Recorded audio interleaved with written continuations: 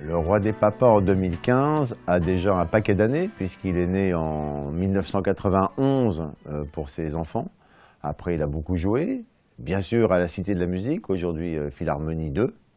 Tout grandit, le monde change, nous aussi.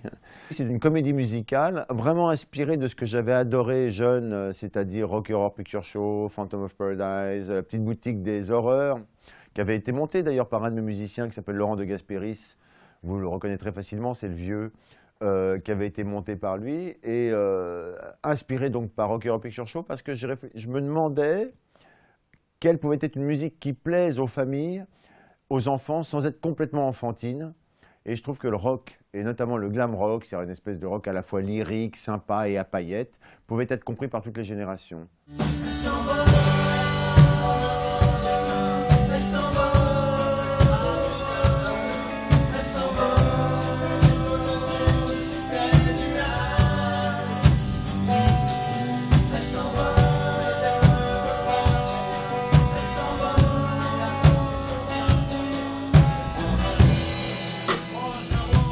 Je suis dans mon appartement, j'essaye d'écrire La Magie de Noël, qui est un spectacle que m'a commandé la Philharmonie. J'y arrive pas bien, je suis à moitié dépressif. Quand sonne ma petite voisine du dessus, qui s'appelle Rose, qui est pas jeune en fait, qui a genre un peu plus de 20 ans, mais qui a un problème, c'est que ses parents se sont séparés. Voilà, ils viennent de s'engueuler, ils se séparent. Et elle me raconte ça. Et là, ça m'inspire. Et je lui dis, écoute, on va aller chercher la magie de Noël ensemble. Alors voilà, deux désespérés déjà à la base, ça fait une bonne base de narration. Et on va aller ensemble à la magie de Noël, c'est-à-dire on va aller découvrir que tout ce qu'on nous raconte sur Noël, c'est du baratin, mais qu'au bout, ce qui est de beau dans Noël, c'est qu'on aime Noël. Voilà, et qu'on aime ce qu'apporte Noël aux autres, c'est-à-dire l'amour, le partage, le fait de s'occuper des autres, toutes ces choses-là. La petite Rose, donc, c'est une petite fille qui se retrouve toute seule le soir de Noël, parce que ses parents se sont disputés.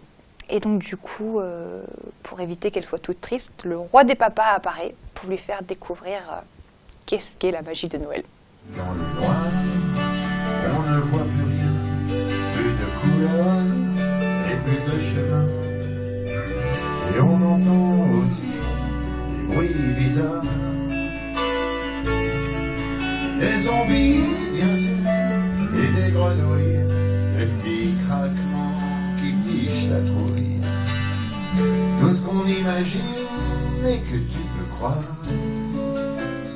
La petite Rose donc part à l'aventure et elle rencontre pas mal de personnes sur son chemin, dont un savant fou qui veut faire des sapins pour contrôler le monde, une dinde donc, qui lui explique que les dindes c'est fini pour Noël, maintenant c'est les chicken nuggets, le Père Noël donc, qui a été mis au chômage par Amazon, donc qui est pas très bien non plus.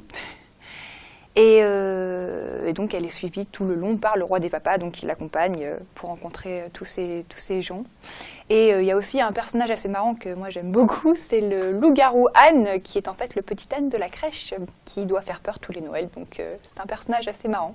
Au départ, j'avais écrit la comédie musicale qu'avec des chants de Noël revisités, mais ça donnait quelque chose d'un peu vieillot, parce que les chants de Noël sont tristes en général, et je me suis rendu compte qu'il valait mieux changer tout ça. Donc j'ai gardé une introduction avec Douce Nuit, qui est reprise en slow différemment. J'ai gardé Mon beau sapin, repris d'une façon un peu bizarre, avec un savon fou qui raconte qu'il fait des sapins tous pareils. J'ai gardé également Jingle Bell à la fin.